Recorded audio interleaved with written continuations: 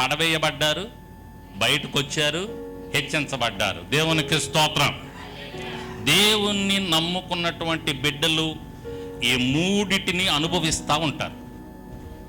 దేవుణ్ణి ఎవరైతే నమ్ముకొని ఆయన యందు విశ్వాసం ఉంచి, ఆయన యందు పరిపూర్ణమైనటువంటి నమ్మకం ఉంచి ప్రార్థన చేసుకుంటా, ఆయన దగ్గరికి వచ్చి ఆయన సన్నిధిలో ఉంటా, బాప్తిజం తీసుకొని బల్లారాధనలో పాలు పంచుకుంటా ముందుకు వెళ్ళే బిడ్డలు ఎవరైతే ఉంటారో వారి జీవితాల్లో ఎప్పుడూ ఈ మూడు జరుగుతూ ఉంటాయి.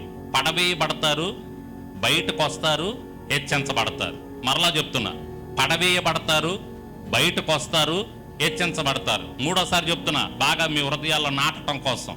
పడవేయబడతారు, బయటకు వస్తారు, హెచ్చించబడతారు. ఇంకెంతకంటే మీకు అర్థం కాకపోతే ఆ దేవుడు కూడా మిమ్మల్ని రక్షించలేడు. దేవునికి స్తోత్రం చెప్పండి. హల్లెలూయా. షడ్రకు, మేషకు, అబేద్నెగో వారు ఇశ్రాయేలు దేశంలో ఉండేటటువంటి హెబ్రీలు. అయితే ఏం జరిగిందంటే బబులోను రాజు నెబుకద్నెజరు వాళ్ళ మీద, ఆ దేశం మీదకి వచ్చి ఆ దేశాన్ని ఓడించాడు. ఆ రోజుల్లో రాజులు ఒక దేశాన్ని ఓడిస్తే వాళ్ళు ఏం చేస్తారంటే ఆ దేశంలో ఉన్న మంచి మంచి వస్తువులని తీసుకెళ్ళిపోతారు. అంతేకాదు మంచి మంచి యవ్వనస్తులని, బలమైనటువంటి వారిని కూడా తీసుకెళ్తారు పనులు చేయించుకోవటానికి. అలా ఈ నెబుకద్నెజరు వచ్చాడు ఇజ్రాయెల్ దేశం మీదకి, వీళ్ళని ఓడించాడు. ఓడించి అక్కడ ఉన్నటువంటి మంచి వస్తువులని, మంచి సామాగ్రి, ధనము, సంపద, వాటిలో పాటు అంటే హెబ్రీలు బాగా జ్ఞానం కలిగి ఉంటారు. దేవుడు వారికి మంచి జ్ఞానాన్ని ఇచ్చాడు. అరే ఇళ్ళలో మంచి జ్ఞానం కలిగిన వాళ్ళు ఉంటారు, వాళ్ళు మనకు బాగా ఉపయోగపడతారు, కాబట్టి మంచి కుర్రోళ్ళు ఉంటే ఆ కుర్రోళ్ళను కూడా తీసుకొని రండి అన్నాడు రాజు. సరే అక్కడ చూసి మంచి మంచి కుర్రోళ్ళను చూశారు. అందులో దానియేలు, షడ్రకు, మేషకు, అబేద్నెగో, అనన్య, అజర్య, మిషాయేలు. అసలు హెబ్రీ భాషలో వాళ్ళ పేర్లు. వాళ్ళు అక్కడికి వెళ్ళిన తర్వాత పేర్లు మార్చారులేండి, షడ్రకు, మేషకు, అబేద్నెగో అని పెట్టారు. ఈ కుర్రోళ్ళని వీళ్ళతో పాటు ఇంకా కొంతమంది కుర్రోళ్ళని తీసుకొని వెళ్ళిపోయారు. ఆడకు తీసుకెళ్ళిన తర్వాత రాజు వీళ్ళకి బాగా ట్రైనింగ్ ఇవ్వండి, మన దేశం గురించి చెప్పండి, మంచి ఆహారం పెట్టండి అని చెప్పాడు. సరే వాళ్ళు ట్రైనింగ్ తీసుకుంటా ఉన్నారు. ఆ సమయంలో జరిగినటువంటి సంఘటన ఇది. ఏం జరిగిందంటే రాజుకు ఒక దుష్ట ఆలోచన వచ్చింది. ఒక మంచి విగ్రహాన్ని ఏర్పాటు చేయాలి, ఆ విగ్రహానికి నా రాజ్యంలో ఉన్న వాళ్ళందరూ వచ్చి మొక్కాల అనే ఆలోచన వచ్చింది. ఇప్పుడు ఆ రోజుల్లో రాజులకు ఒక ఆలోచన వచ్చిందనుకో, ఆ ఆలోచన వెంటనే జరిగిస్తారు. ఆ ఆలోచన అందరూ చెయ్యాలి, లేకపోతే కోపం వస్తుంది రాజుకి.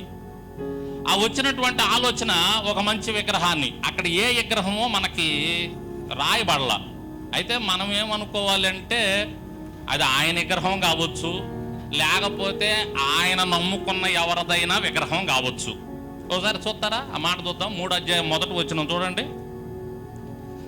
3వ అధ్యాయం 1వ వచనం. రాజగు నెబుకద్నెజరు బంగారు ప్రతిమ ఒకటి చేయించి, బబులోను దేశములోను బంగారంతో కూడిన ప్రతిమ అంటది, మామూలు ప్రతిమ కాదు. అంటే ప్రతిమ అంటే విగ్రహం అండి.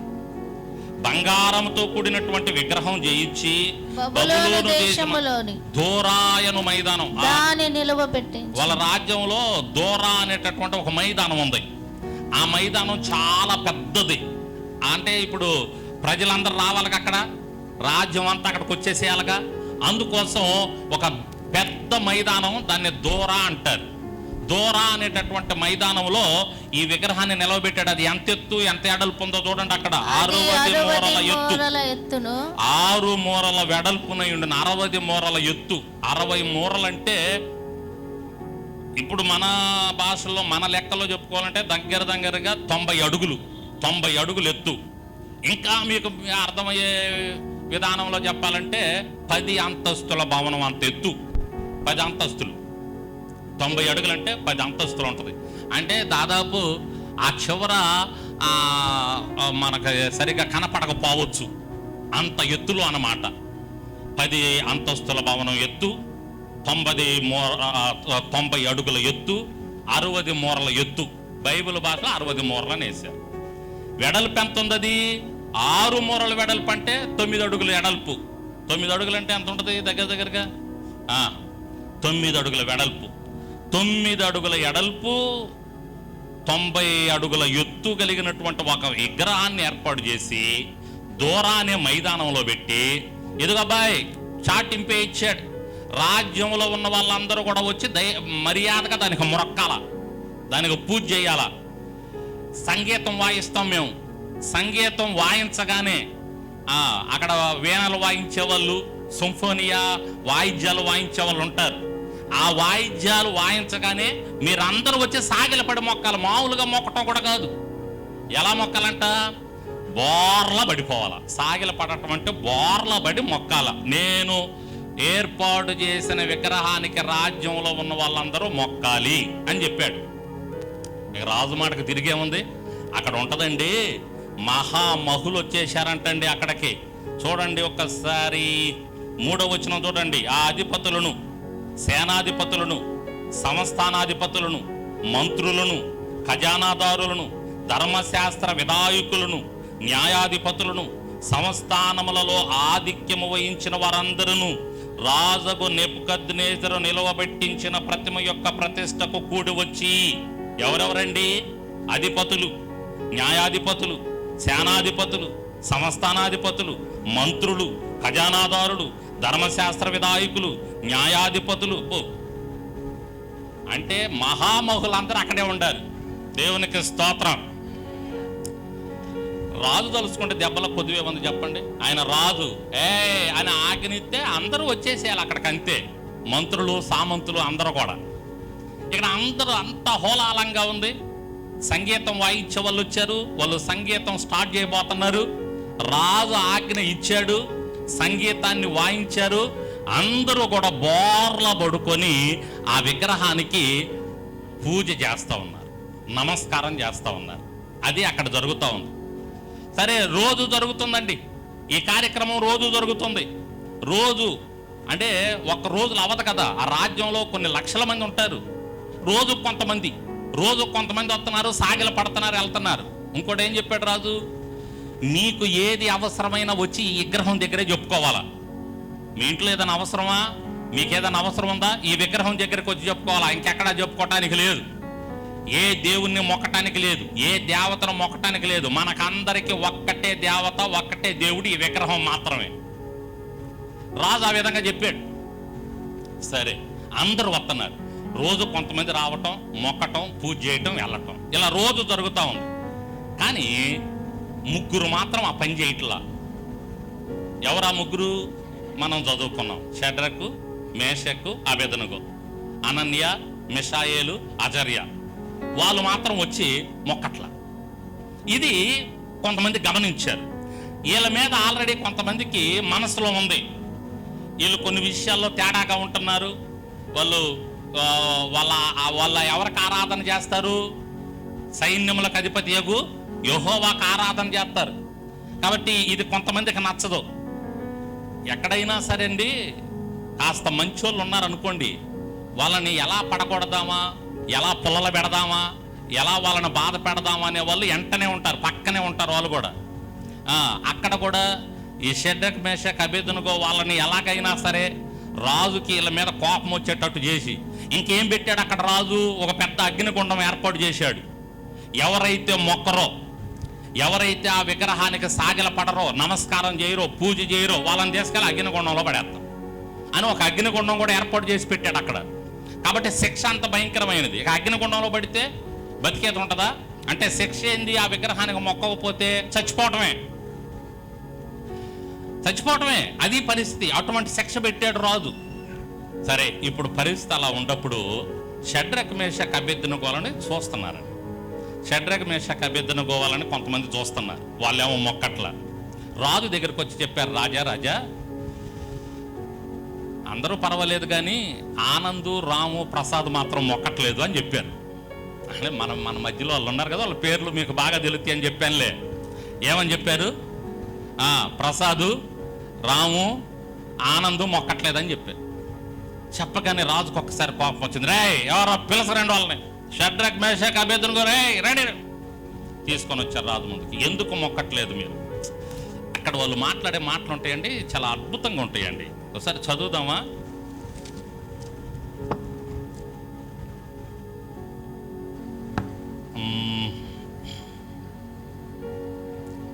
16వ వచనం చూడండి, 3వ అధ్యాయం 16వ వచనం. శద్రకును మేషకును అబేద్నెగోయు రాజుతో ఈలాగు చెప్పారు. కొంచెం ఒళ్ళు దగ్గర పెట్టుకొని వాళ్ళు ఏం మాట్లాడుతున్నారో వినండి. నెబుకద్నెజరు గురించి నీకు ప్రత్యుత్తరం ఇయ్యవలెనన్న చింత మాకు లేదు, చెప్పాల్సిన అవసరమే లేదు. మేము సేవించుచున్న దేవుడు. అయినా చెబుతున్నాం విషయం ఏంది అంటే, మేము సేవించుచున్న దేవుడు మండుచున్న వేడిమి గల ఈ అగ్నిగుండములో నుండి మమ్మను తప్పించి రక్షించుటకు సమర్థుడు. దేవునికి స్తోత్రం చెప్పండి. హల్లెలూయా.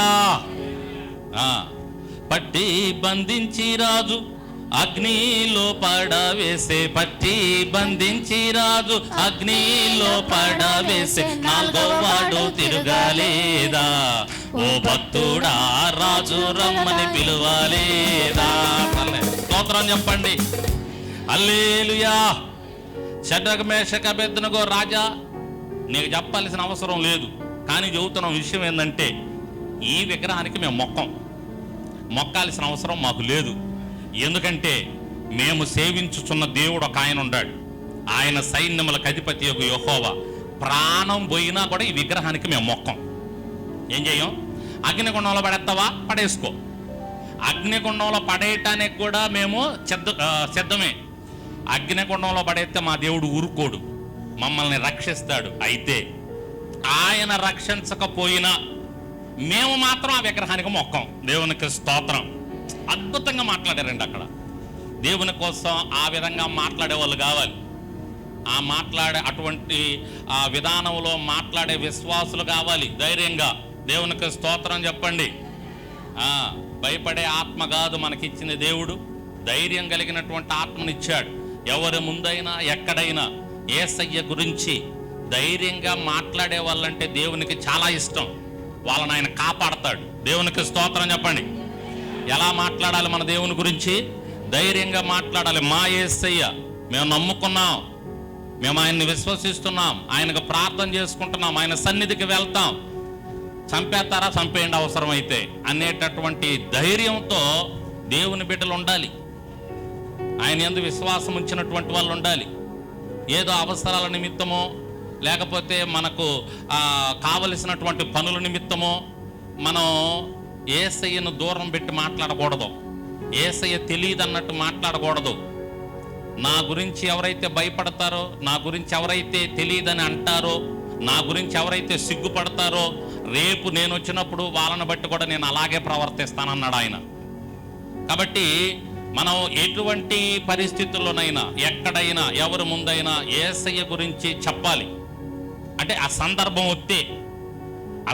వస్తే భయపడకూడదు. యేసయ్య గురించి చెప్పే దగ్గర యేసయ్యను నమ్ముకున్న విషయంలో ప్రాణం పోవును గాక, పోతే పోవును గాక, కానీ నువ్వు యేసయ్యను నమ్ముకున్నావు కాబట్టి ఆయన గురించి గట్టిగా చెప్పాలి. ఎందుకు ఇంత గట్టిగా మీకు చెప్తున్నానంటే, అటువంటి వాళ్ళంటే యేసయ్య ఇష్టపడతాడు. అందుకని నువ్వు యేసయ్యకి ఇష్టంగా ఉండాలి అంటే నువ్వు ఆ పని చెయ్యాలి, ధైర్యంగా చెప్పాలి. కొన్ని ప్రాంతాల్లో కొన్ని పరిస్థితులు మనకు ఎదురవుతుంటాయి.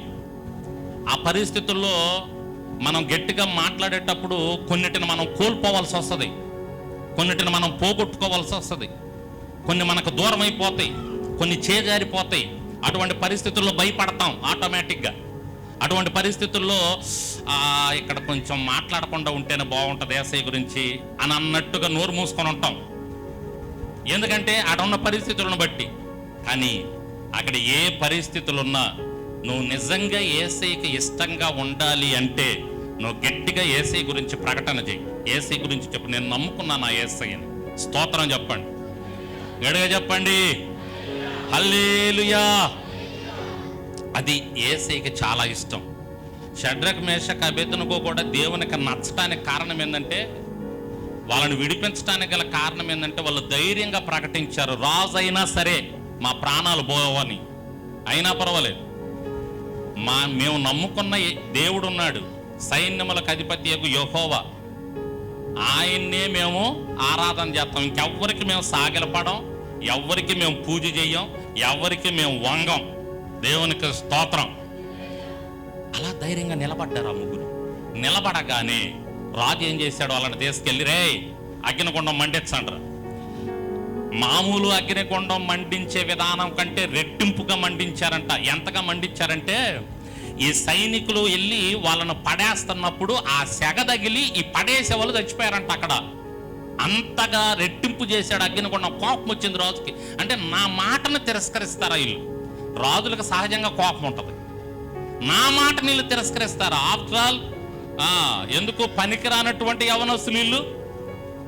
దేనికి పనికిరారు? ఏమీ లేదు. వేరే దేశం నుంచి వచ్చారు ఇక్కడికి, నా దగ్గర పని చేస్తున్నారు, వీళ్ళు సేవ చేస్తున్నారు.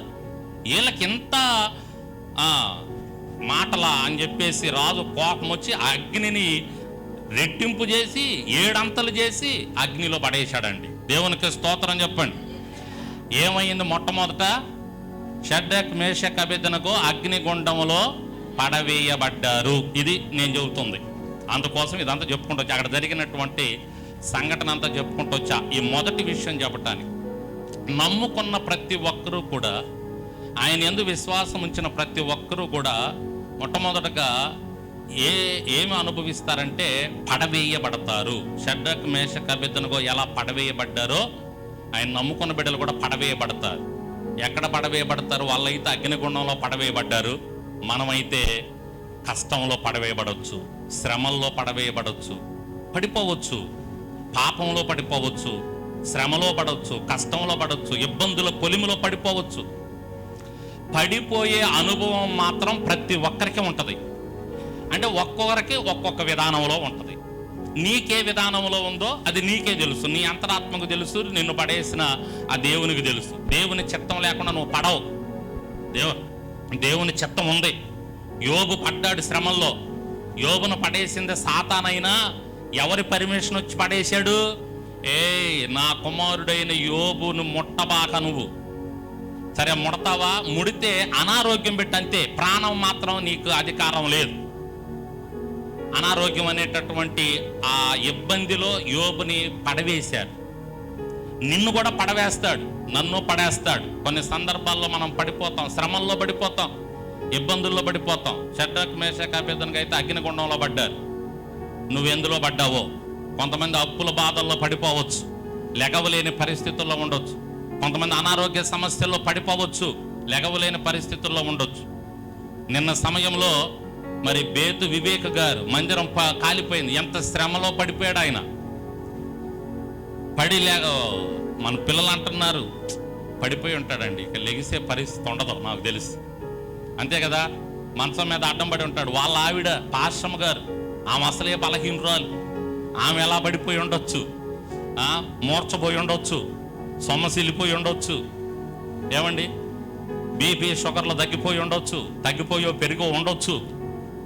చాలా భయంకరమైన పరిస్థితి. అంటే గుర్తు చేస్తున్నాను, నిన్న ఆ సందర్భం జరిగింది కాబట్టి.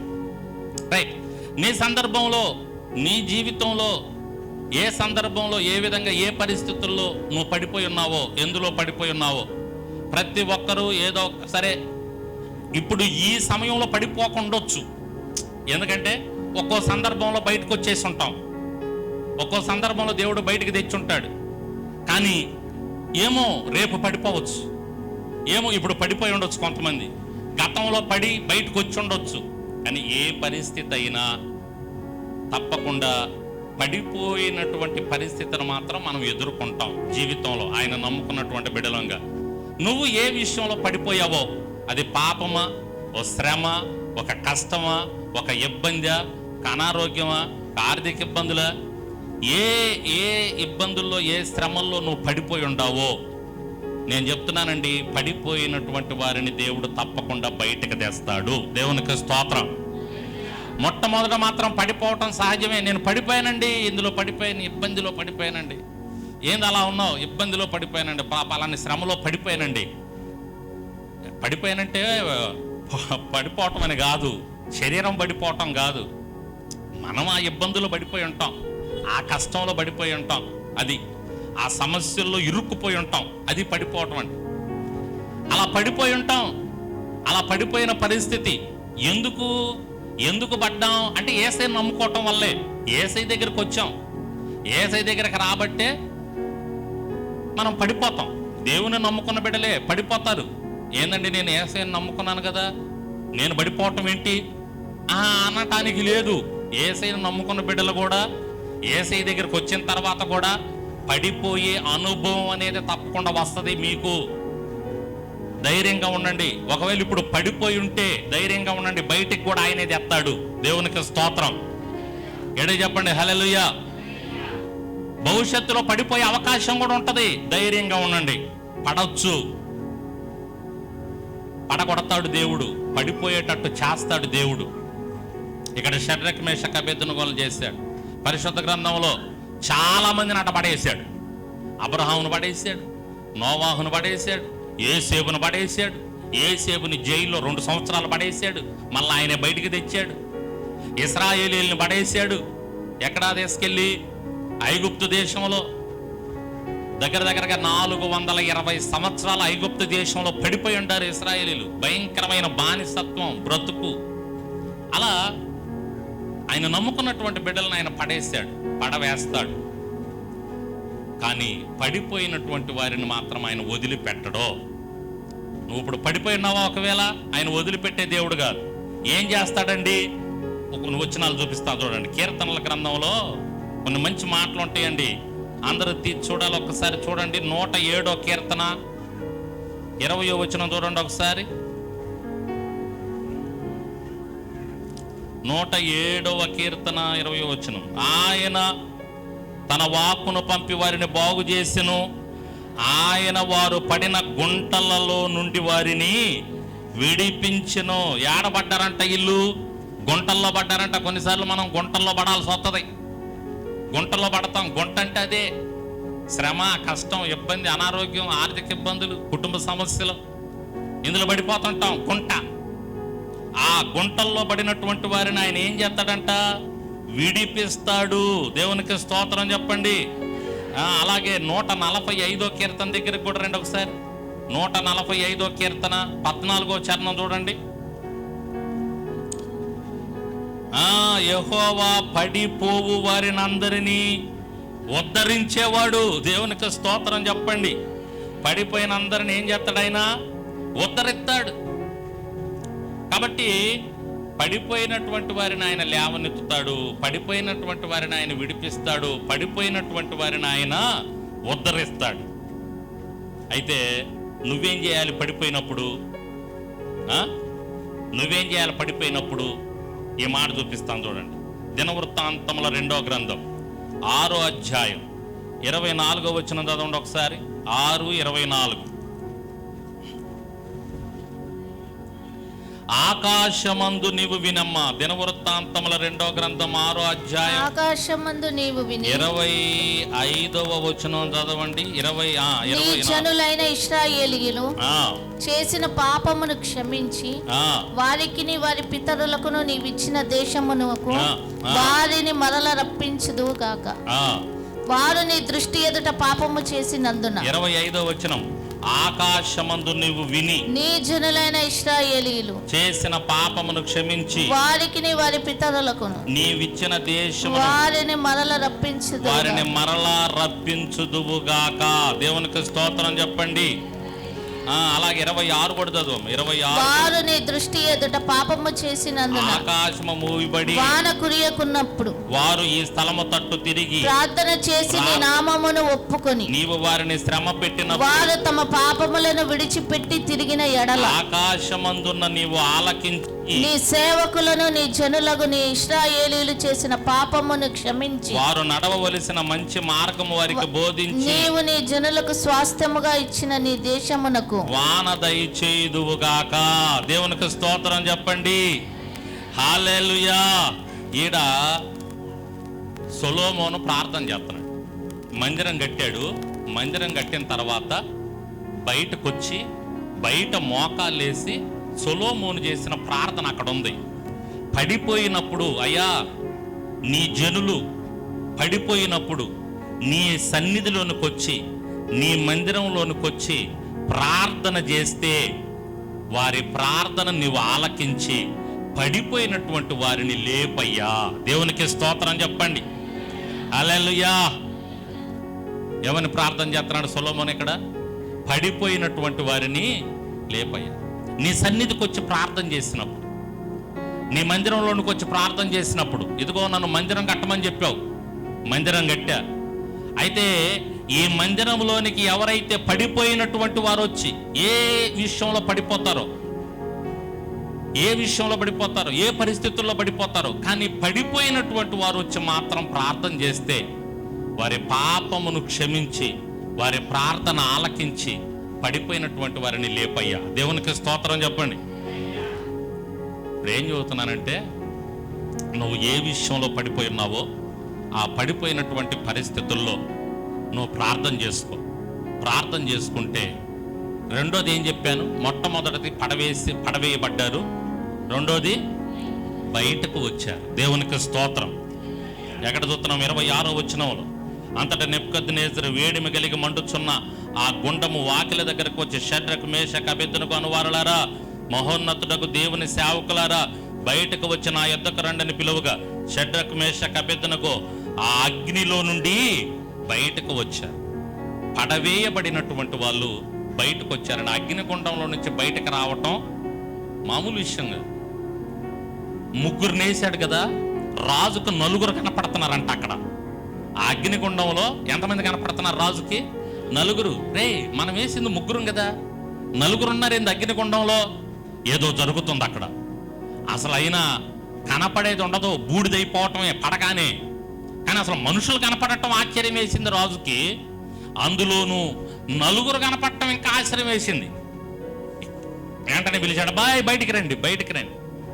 అంటే రాజుకు అర్థమైపోయింది, వాళ్ళ దేవుడు వచ్చి వారిని రక్షించాడు. దేవునికి స్తోత్రం. నేనైతే పడేశాను, కానీ వాళ్ళ దేవుడు వాళ్ళని ఏం చేశాడు? బయటికి తీసుకొని వచ్చాడు. నువ్వెందులో పడ్డావో నిన్ను మనం విశ్వసిస్తున్న, మనం నమ్ముకున్న దేవుడు బయటికి తీసుకొని వస్తాడు. దేవునికి స్తోత్రం చెప్పండి. ఎక్కడికి తీసుకొని వస్తాడు? బయటికి తెచ్చేటప్పుడు చాలా గొప్ప కార్యాలు చేస్తాడు ఆయన, గొప్ప మేలులు చేస్తాడు. అవి గొప్పగా ఉంటాయి, అసలు ఆశ్చర్యకరంగా ఉంటాయి, ఆశ్చర్య కార్యాలు జరిగిస్తాడు. ఇప్పుడు చూడండి, బేతు వివేక్ గారి మందిరం తగలబడింది కదా, వారు ఆ కష్టంలో పడ్డారు కదా. కానీ చూడండి, భవిష్యత్తులో వారి జీవితాల్లో ఎటువంటి మేలులు చేస్తాడు దేవుడు, ఎటువంటి గొప్ప కార్యాలు చేస్తాడో దేవుడు మనమే చూస్తాం. అంతకంటే అద్భుతమైన మందిరాన్ని దేవుడు మరలా వారికి అనుగ్రహించబోతున్నాడు. నమ్మిన వాళ్ళు స్తోత్రం చెప్పండి. తప్పకుండా ఇస్తాడు. పడవేయబడ్డారు, కానీ అక్కడే ఉంచట ఆయన తప్పకుండా అక్కడి నుంచి వాళ్ళని బయటికి తీసుకొని వస్తాడు. దేవునికి స్తోత్రం. ఆ తీసుకొచ్చేటప్పుడు చాలా అద్భుతాలు చేస్తాడు ఆయన, చాలా ఆశ్చర్యకార్యాలు జరిగిస్తాడు. మన జీవితంలో కూడా పడ్డామా, ఆ పడ్డ పరిస్థితుల్లో నుంచి బయటకు తీసుకొచ్చే సమయంలో చాలా మలుపులు తిప్పుతాడు ఆయన. మనకే ఆశ్చర్యం వేసింది, ఏంది ఎలా జరిగింది, ఎలా మలుపు తిరిగింది ఏంది? ఆ పరిస్థితుల్లో పడిపోయిన నన్ను దేవుడు ఇన్ని మలుపులు తిప్పి బయటకు తీసుకొచ్చాడేంది? దేవా, నిజంగా నువ్వు గొప్ప దేవుడు అయ్యాన్ని మనం స్తుతిస్తాం. మామూలుగా తెచ్చాడా ఇశ్రాయేలీల్ని? 40 లక్షల మందిని మామూలుగా తెచ్చాడా? ఎన్ని అద్భుతాలు తెచ్చాడు, ఎన్ని అద్భుతాలు చేశాడు అక్కడ. ఎన్ని చేశాడు? ఎన్నో చేశాడు.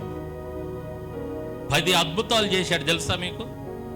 పేలు పంపించాడు, కప్పల పంపించాడు, ఈగల పంపించాడు. ఐగుప్తీలకి కప్పలంటే అస్సలు పనికిరాదు, కప్పలంటే అసహ్యం వాళ్ళకి. ఆ కప్పలను పంపించాడు. రాజేమో నేను పంపినంటాడు ఇశ్రాయేలీల్ని, నేనేమో వాళ్ళని బయటకు తేవాలంటాడు దేవుడు. రాజేమో నేను పంపినంటాడు.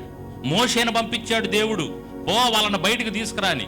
రాజుకు చెబితేనేమో రాజు మాటనడు. మళ్ళా మోషే దేవుని దగ్గరకు వచ్చి, దేవా వాళ్ళని బయటకు పంపించట్లేదయ్యా, రాజు నన్నేం చేయమంటావంటాడు. వాళ్ళని బయటకు తీసుకొచ్చే పూచి నాది. ఈసారి కప్పలను వదులుతున్నానని కప్పలను వదిలాడు. ప్రతి దగ్గర కప్పే. అన్నం ఏంటంటే కప్పలే, డైనింగ్ టేబుల్ మీద కప్పలే, హాల్లో కప్పలే, ఏమండి పడుకుంటే కప్పలే, మంచం మీద కప్పలే, అన్ని దగ్గరలో కప్పలే. ఎంత అద్భుతమో చూడండి. ఆ కప్పలు ఎట్టో దేవుడు ఆజ్ఞనిచ్చాడు, కప్పలారా పొండని. ఆ దెబ్బతో ఐగుప్తీలు భయపడిపోయి, రాజు భయపడిపోయి, అయ్యా తీసుకెళ్ళయ్యా, ముందు తీసుకెళ్ళి బయటికి తీసుకెళ్ళిపోయాలని అన్నాడు.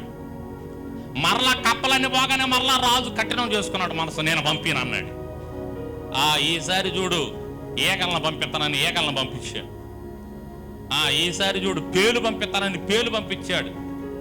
ఐగుప్తీయులకి అసలు పేలంటే పడతావు అనగాని దేవుడు వాళ్ళకి పేలును పంపించాడు. అసహ్యం వేసింది వాళ్ళకి, ఎక్కడ చూసిన పేలే. వీళ్ళు నా మాట లేదు, ఈసారి వడగండ్ల వాన పంపేది, వడగండ్ల వాన, కట్టిక చీకటి. ఈ విధంగా భయంకరమైనటువంటి కార్యాలు జరిగించాడండి దేవుడు అక్కడ ఇశ్రాయేలీయుల్ని బయటికి తీసుకురావటం కోసం. దేవునికి స్తోత్రం చెప్పండి. చిట్ట చివరికి ఇక రాజు కఠినం చేసుకుంటుంటే దేవుడు చేసిన పని ఏందో తెలుసా? ఐగుప్తు దేశంలో ఉండే జ్యేష్ఠ పిల్లలు, అంటే మొట్టమొదట పుట్టినటువంటి పిల్లలు ఎవరైతే ఉంటారో వాళ్ళందరూ చనిపోతారని చెప్పాడు దేవుడు. ఇప్పుడు కూడా ఇతను కఠినంగా ఉంటున్నాడు, నా మాట వింటలేదని చెప్పి చివరికి అప్పుడు దిగుతాడు రాజు మెట్టు. ఒరే బాబు, చనిపోయిన తర్వాత అప్పుడు మోషేకి మొర్ర పెడతాడు, అయ్యా ఇక నేను అనను బాబా, నువ్వు తీసుకెళ్ళిన ఆయన అంటే. అప్పుడు ఇశ్రాయేలీయుల్ని మోషే ఐగుప్తు దేశంలో నుంచి బయటకు తీసుకొని వస్తాడు 420 సంవత్సరాల తర్వాత. ఎన్ని సంవత్సరాలు? 420 సంవత్సరాలు బాధలు పడ్డారు అక్కడ ఇశ్రాయేలీయులు. పడరాని పాట్లు, శ్రమలు, భయంకరమైన వాళ్ళ చేత చాకిరి చేపించాడు రాజు. బండలు మోపించాడు, బండలు తయారు చేపించాడు. పెద్ద పెద్ద పట్టణాలు కట్టారు వాళ్ళు, రాజుకి పెద్ద పెద్ద అంతఃపురాలు కట్టారు వాళ్ళు. అటువంటి పనులు చేపించారు ఇశ్రాయేలీయుల చేత ఐగుప్తీయులు. అంత బానిసత్వంలో 420 సంవత్సరాలు మగ్గిన తర్వాత అప్పుడు దేవుడు వాళ్ళని బయటకు తీసుకురావటానికి వాళ్ళ మొర్ర విని, అక్కడ కూడా వాళ్ళు మొర్ర పెట్టారు, అయ్యా ఈ పరిస్థితుల్లో పడిపోయి ఉంటామయ్యా, మేము ఈ పరిస్థితుల్లో నుంచి మేము బయటకు వచ్చే మార్గం చూడయ్యా మాకని భయంకరంగా మొర్ర పెడితే అప్పుడు దేవుడు వాళ్ళని మోషేని ఏర్పాటు చేసుకొని బయటికి తెచ్చాడు. దేవునికి స్తోత్రం. అంటే ఎందుకు గుర్తు చేస్తున్నానంటే ఇవన్నీ కూడా మనం కూడా కొన్ని సందర్భాల్లో పడవేయబడతాం. ఇది తప్పదండి, ప్రతి క్రైస్తవుడికి తప్పదు, యేసయ్యను నమ్ముకున్న ప్రతి బిడ్డకి తప్పదు, ప్రతి కుటుంబానికి తప్పదు. ఏదో ఒక విషయంలో పడిపోయి ఉంటాం, లెగవలేని పరిస్థితుల్లో ఉంటాం. దావీదు ఏమంటున్నాడు? పడిపోయిన వారిని ఉద్ధరించేవాడు. దేవునికి స్తోత్రం.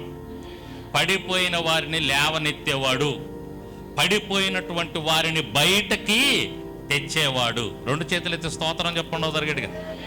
హల్లెలూయా. పడవేయబడ్డారు, బయటికి వచ్చారు. చిట్ట చివరిది ఏం చదువుకుంటున్నాం? 30వ వచనంలో, అంతట నుండి రాజు షడ్రక్ మేషక్ అబేద్నెగో అను వారిని బబులోను సంస్థానములో హెచ్చించాడు. దేవునికి స్తోత్రం చెప్పండి. ఏం చేశాడు? రాజు వారిని హెచ్చించాడు. ఎంతగా హెచ్చించాడంటే ఆ రాజే ఏమని చెప్తాడంటే, దాని ముందు మాటలు చూడండి. ఇదిగో నేను ఒక శాసనం నియమించుచున్నాను. 29వ వచనం చదవండి. కాగా నేను ఒక శాసనం నియమించున్నాను, ఏదనగా ఈ విధముగా రక్షించుటకు సమర్థుడగు దేవుడు గాక మరి ఏ దేవుడును లేడు. కాగా ఏ జనులలోను గాని రాష్ట్రములో గాని భాష మాట్లాడు వారిలో గాని షడ్రక్ మేషకు అబేద్నెగో అను వారి దేవుని ఎవడు దూషించును వాడు తుత్తునీయులుగా చేయబడును, వాని ఇల్లు ఎప్పుడును పెంట కుప్పగా ఉండునని. చెప్పండి గట్టిగా. ఎవరి దేవుడంట? కొంచెం మనసు పెట్టండి. అసలు ఎంత గొప్ప హెచ్చింపో తెలుసు అది. నేను ఎక్కడికన్నా వెళ్ళినప్పుడు పలాని కోటయ్య గారి కుమారుడు అంటే నాకెంత గొప్పగా ఉంటుంది, ఎంత గర్వంగా ఉంటుంది. పలాని పునీత్ కుమార్ తండ్రి కోటయ్య అంటే నాకెంత గర్వంగా ఉంటుంది, ఎంత గొప్పగా ఉంటుంది. షడ్రక్ మేషక్ అబేద్నెగో అనువారి దేవుడు అని అంటే వారు ఎంత హెచ్చించబడ్డారో చూడండి ఆ రాజ్యంలో. దేవునికి స్తోత్రం. ఎంత హెచ్చించబడ్డారు. రాజు అంటున్నాడు ఈ మాట, ఆ సాదాసేదా మనుషులు కాదు. రాజు అంటున్నాడు, ఆ దేశాన్ని పరిపాలన చేసే రాజు. కౌన్సిలరు, ఎమ్మెల్యేనో, ఎంపీటీసీనో వీళ్ళు కాదు అంటుంది ఆ మాట. ఒక రాజు అంటున్నాడు, ఇదిగో ఈ షడ్రక్ మేషక్ అబేద్నెగో అనువారి దేవుడే దేవుడు. ఏ రాష్ట్రంలో కానీ, ఏ జనంలో కానీ, ఏ భాష మాట్లాడు వారిలో కానీ వీళ్ళ దేవుడే దేవుడుగా ఉండాలి. విగ్రహాన్ని పడగొట్టండి. దేవునికి స్తోత్రం. హెచ్చించాడు దేవుడు. హెచ్చించటం అంటే ఆర్థికంగా హెచ్చించటం కాదు, ఈ లోక సంపదలను బట్టి హెచ్చించటం కాదు, దేవుణ్ణి బట్టి హెచ్చించబడతాం. అది నిజమైన హెచ్చింపు. ఒక వ్యక్తికి, ఈ భూమి మీద ఒక వ్యక్తికి, ఒక స్త్రీకి కానీ ఒక పురుషుడికి కానీ నిజమైన హెచ్చింపు ఏంటంటే నీ దేవుణ్ణి బట్టి హెచ్చించబడతాం. వాళ్ళ దేవుణ్ణి నమ్ముకున్నాడురా, వాళ్ళ దేవుణ్ణి నమ్ముకొని నిలబడ్డాడురా, నిలబడి గెలిచాడురా, వాళ్ళ దేవుడు నిజమైన దేవుడురా. అదిగో అతని దేవుడు, అతను నమ్ముకున్న దేవుడు, అదిగో ఆమె నమ్ముకున్న దేవుడు, నిజంగా దేవుడే దేవుడురా అని చెప్పాలి. అది నిజమైన హెచ్చింపు అంటే. దేవునికి స్తోత్రం. నిన్ను బట్టి నన్ను బట్టి మనం ఉన్న ప్రాంతాల్లో ఆ మాట అనాలి, ఆ మాట అనగలగాలి, ఆ మాట రావాలి, ఆ సాక్ష్యం రావాలి. వారి దేవుడే దేవుడురా, వాళ్ళు నమ్ముకున్న దేవుడే దేవుడురా, ఏమీ అసలు మార్పే లేదురా అన్నట్టు కాదు. వాళ్ళని బట్టి ఒక బలమైన సాక్ష్యం లేదురా అన్నట్టు కాదు. వాళ్ళు ధైర్యంగా వాళ్ళ దేవుని బట్టి ఏం మాట్లాడలేరురా అన్నట్టు కాదు. వాళ్ళు వాళ్ళ దేవుడి కోసం నిలబడలేరురా అన్నట్టు కాదు. వాళ్ళు వాళ్ళ దేవుడి కోసం నిలబడతారురా. వాళ్ళు వాళ్ళ దేవుడి కోసం మాట్లాడతారు ధైర్యంగా. వాళ్ళు వాళ్ళ దేవుడి మీద విశ్వాసం ఉంచుతారు. పడవేయబడ్డా కూడా తొనకరో బెనకరో. అదిరా వాళ్ళ దేవుడురా, పలానా ఆమె దేవుడురా, పలానా పునీత్ కుమార్ దేవుడు. పునీత్ కుమార్ దేవుడే దేవుడు. నా పేరు చెప్పుకోండి, మీ పేరు చెప్పుకోండి గర్వంగా, దేవునికి స్తోత్రం చెప్పండి. అది పలానా పునీత్ కుమార్ దేవుడే దేవుడురా అని చెప్పగలగాలి. ఆ హెచ్చింపు దేవుడు మనకిస్తాడు. ఎప్పుడంటే మనం ప్రార్థన చేసుకున్నప్పుడు, ధైర్యంగా మన దేవుని గురించి మనం మాట్లాడినప్పుడు. దేవునికి స్తోత్రం. ధైర్యంగా మనం మాట్లాడినప్పుడు, నా దేవుడు, నేను నమ్ముకున్న దేవుడు నన్ను విడిపిస్తాడు, నన్ను విడిపించడానికి సమర్థుడు, నేను ప్రార్థన చేసుకుంటాను ఆయన, నేను పడవేయబడ్డా కూడా తిరిగి లెగుస్తా, బయటికి వస్తా, నన్ను ఉద్ధరించే దేవుడు, పడిపోయే వారిని అందరిని ఉద్ధరిస్తాడు, నన్ను ఉద్ధరించే దేవుడు, నన్ను బయటికి తెచ్చే దేవుడు అని నువ్వు చెప్పగలగాలి, నువ్వు నిలబడాలి అలా. అప్పుడు తప్పకుండా మన జీవితాల్లో దేవుడు గొప్ప కార్యాలు జరిగిస్తాడండి, బయటికి తీసుకొని వస్తాడండి, మనల్ని హెచ్చిస్తాడండి. మనమున్న ప్రాంతంలో మన దేవుణ్ణి బట్టి మనకి హెచ్చింపు వస్తుందండి. దేవునికి స్తోత్రం, హల్లెలూయా. అది రావాలి. ఈ లోకంలో ఉన్న వాటిని బట్టి కాదు, కానీ అది వచ్చినప్పుడు తప్పకుండా మనం ధన్యులం అవుతాం, దేవునికి ఇష్టంగా ఉంటాం. షడ్రక్ మేషక్ అబేద్నెగో వలె మనం కూడా చరిత్రలో నిలిచిపోతాం. చరిత్రలో నిలిచిపోయేటట్టు పెడితే ప్రాముఖ్యంగా పరలోక రాజ్యంలో ఉంటాం. దేవునికి స్తోత్రం.